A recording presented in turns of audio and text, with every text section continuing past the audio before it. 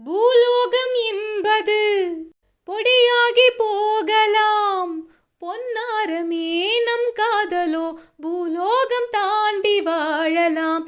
ஆகாயம் என்பது இல்லாமல் போகலாம், ஆனாலுமே நம் நேசமே ஆகாயம் தாண்டி வாழலாம். கண்ணீரில் ஈரமாகி கரையாச்சு காதலே, கரை மாற்றி நாமும் மெல்ல கரையேற வேண்டுமே.